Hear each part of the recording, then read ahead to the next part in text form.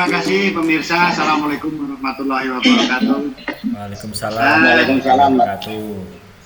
Masih jumpa kembali dalam Q&A, question and answer atau tanya jawab mengenai kelapa sawit dan seputarnya dengan bintang tamu kita Pak Jenderal Muhayyad yang ada di Medan. Halo, assalamualaikum. Waalaikumsalam warahmatullahi wabarakatuh, Pak Agus. Iya, kaosnya bagus Mas, Freedom. Nah, mudah-mudahan cepat terbebas dari corona di seluruh dunia. Insya Allah, Pak Agus. Ya, kemudian kita sapa moderator kita Mas Mahardika Gama Pradana. Halo Mas. Halo Pak. Yang ada di stasiun Sembat. Itu kebunnya siang-siang kok nampak Mas belakang sampean? Iya Pak. Ini dia pancur Pak ini Pak. Oh iya itu ya. Jadi kebunnya kalau air pancur kan terawat itu Mas ya kan? Iya Pak. Ya ini pertanyaannya ada ini Mas Imo. Nah, begini pertanyaannya dari netizen itu begini. Pak, saya punya kebun peninggalan warisan dari orang tua. Orang tua selama 5 tahun ini dalam keadaan sakit sehingga kebun itu tidak terawat sama sekali. Nah, pada waktu itu pun harganya rendah. Kemudian sekarang kan harganya lumayan, ini mau dirawat lagi Mas. Nah gitu. Iya, Pak. Tadi tanya ke kita gini, memulai dari mana merawat itu Mas? Nah ini yang pertanyaannya. Langkah-langkah awalnya apa urut-urutannya? Kira-kira iya Pak. Ya, Pak Agus, ini sudah tanaman menghasilkan atau belum menghasilkan ya Pak Agus ya? Sudah menghasilkan Mas, tapi 5 tahun apa nggak di semak, fotonya ada itu Mas, gulmanya penuh, nggak pernah dimasuki lagi pokoknya selama 5 tahun. Nah, gitu. Nah, jadi urutannya seperti ini Pak Agus, ketika kita baru membeli kebun ataupun bapaknya yang kebun sudah lama, itu prinsipnya sebenarnya sama. Prinsip yang pertama yang harus kita siapkan adalah modal kerjanya Pak Agus. Itu yang penting Pak Agus. Nah, modal kerjanya karena biayanya akan relatif besar. Yang pertama yang dilakukan yaitu pengendalian gulma Pak Agus. Wah, cocok ini Mas, karena pengendalian gulma ini bisa jadi yang dilakukan tidak hanya semprot Pak Agus, tapi Bapak apabila di situ juga anak kayunya udah jadi bapak kayu, bahkan opung kayu ya Pak. Nah, itu bisa yang pertama. Yang kedua Pak Agus yang harus dilakukan adalah Mas Imo, sebentar. Itu kan setuju saya. Nomor 1 itu gulma dulu apa tadi kan ini selain menyangkut gulma juga akses kan Mas. Masuknya itu harus di apa dulu gitu. Ya makanya Pak, mau saya sampaikan yang kedua ini tadi kan gitu. Iya, tapi yang kedua untuk memastikan kondisinya bahwasanya pekerja bisa masuk, yang pertama adalah akses jalannya kan gitu. Jangan sampai Bapak sudah membapati gulma sudah selesai, terus kedua mau melangkah kedua sudah nggak bisa. Jadi yang setelah bapak di semua baru aksesnya diperbaiki supaya nampak jalannya kan gitu. Oh betul. Iya. Terus lanjut. Nah, yang ketiga yang harus dilakukan yang kita perbaiki adalah pelunasan pelepah Pak Agus. Memastikan jumlah pelepahnya itu yang tua-tua karena udah 5 tahun Bapak bayangan bagus ketika setahun 24 pelepah kalikan 5 jadi sudah 125 pelepah itu sudah berjenggot semua itu Pak Agus kan gitu. Iya, karena gini Mas, itu prinsipnya adalah dengan beda dengan tanaman kelapa sawit tidak lepas sendiri, tidak tidak. Makanya sering timbul pertanyaan kenapa kelapa sawit itu perlu ditunas ya karena nggak mau jebol sendiri kan gitu Pak Agus. Nggak mau rontok sendiri ya kan. Ya. Nah, oke Pak Agus.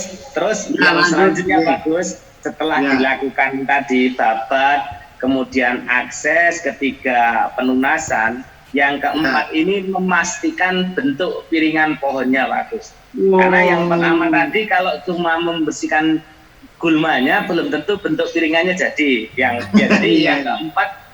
keempat ini adalah menggaruk piringan pohon Pak Agus.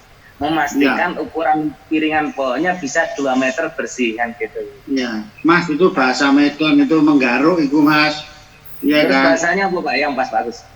ya membersihkan apa gitu loh. Kalau menggaruk iya. itu kan gini Mas, Satpol PP menggaruk apa pedagang, nah kan gitu menggaruk juga itu Mas. Iya ya Pak, ya membersihkan, memastikan bentuk piringan, membersihkan piringan pohonnya Pak. Mengkorek, jadi, Pak, mengkorek. Di tanaman menghasilkan itu harus 2 meter Pak Gus, kan gitu. Oh iya.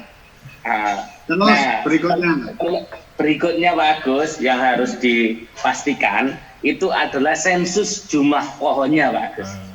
Oh iya, betul juga ya. Iya, kalau untuk di sensus ini kenapa? Kita harus membedakan antara 3 hal Pak Gus. Yang pertama adalah pohon produktif yang berbuah. Oke Pak Gus. Yang kedua memang pohon yang tidak berbuah tapi dia ada potensi produktif. Yang ketiganya pohon abnormal Pak Gus. Ya kalau saya nyebutnya non follower Mas itu Mas. Oh ya non follower ya sama saja ya monggo kan gitu. Nah kemudian selanjutnya yang non follower tadi ditandai Pak Gus. Dipakai polet merah atau dimatikan sekalian kan gitu Pak Gus. Nah setelah ketemu pohon produktifnya, nah tindakan selanjutnya kita adalah melakukan pemupukan. Nah ini yang ditunggu-tunggu Mas. Dilakukan pemupukan harus dikonsultasikan kepada kita Pak Gus, dosisnya berapa kan gitu. Karena jangan sampai nanti digebyah uyah, maksudnya dikasih dosis tinggi padahal tak sebenarnya tanaman itu hanya butuh recovery kan gitu. Nah sebelum karena ini lama sudah tidak dirawat, maka bukan berarti pupuk pertama ini harus pupuk mineral dulu, bukan pupuk-pupuk kimia tidak. Pupuk pertama adalah pupuk organik dulu Pak Gus. Iya, contohnya tankos bisa kan Mas? Bisa tankos bisa, solid bisa, kotoran ternak bisa, atau pupuk memang pupuk organik kan gitu. Pupuk organik itu bisa dilakukan. Nah tujuannya apa? Untuk memperbaiki kapasitas tukar kationnya, memastikan tanaman habis stressing lama. Jadi ibaratnya kita mengembalikan kesehatan tanahnya dulu Pak Gus. Iya. Tadi dipupuk dengan pupuk anorganik kan gitu. Oh ya, sudah selesai itu kan Mas? Dosisnya nggak disebutkan di sini Pak Gus, biar menelpon kita dulu Pak Gus kan gitu. Iya, kalau itu nanti Mas, session yang nanti dosisnya tergantung umurnya, tergantung apanya jenis tanahnya nanti itu Mas bahasannya. Iya. Nah itu Mas Dika, yang terakhir setelah dipupuk itu adalah pemeliharaan rutin Pak Gus, bukan berarti setahun itu cuma babat sekali kan gitu. Jadi rutin ini yang dilakukan adalah gulma kerasnya saja, gulma lunaknya ditinggalkan kan gitu Pak Gus. Iya. Itu Mas Dika, halo Mas Dika. Halo Pak. Itu tadi Mas, kalau lama tidak dirawat ya begitu Mas, harus ada urut-urutannya dulu. Siap Pak. Jangan sampai semak kali Mas. Oke. Harus dicukur Mas ya kan. Iya Pak, siap. Nah itu ada urutannya Mas. Jadi jawabannya enak kali, seneng saya dengarkannya. Sebagai petani juga harus enak gitu, senang mendengarkannya. Nanti kita bantu tuliskan Pak di bawahnya ya Pak, urut-urutannya nanti. Iya. Nanti ditambahi tulisannya apa itu membantu sekali lah. Itulah kita membantu. Terima kasih Mas Imo sudah berkesempatan menjawab secara langsung dengan menggunakan aplikasi yang zaman sekarang. Iya Pak Gus, mungkin lain kali akan jauh lebih interaktif seperti ini. Jadi kita kumpulkan dulu pertanyaan dari netizen dan kita bahas dengan topik pembahasan yang sama. Bahkan kita dari 2 atau 3 narasumber jauh lebih baik dan saya rasa netizen akan lebih puas dengan seperti ini Pak Gus. Bahkan suatu saat kalau mau diajak konferensi pun sekalian kan Pak Gus. Kita invite Pak. Saya pun senang ini. Ya, ada sesi khusus Pak Gus di itu. Oh Pak, konferensi silakan kan gitu Pak Gus. Oh ya, ini sementara kita dulu Mas. Ya sementara belum apa, ya kan. Sama Mas Dika. Ya. Siap. Oke, terima kasih pemirsa sekalian yang berbahagia. Itu tadi pembahasan mengenai merawat kebun yang sudah lama tidak dirawat. Apa-apa urutannya nanti disampaikan dalam video berikut ini. Terima kasih pemirsa. Selamat malam semuanya. Assalamualaikum warahmatullahi wabarakatuh. Waalaikumsalam warahmatullahi wabarakatuh.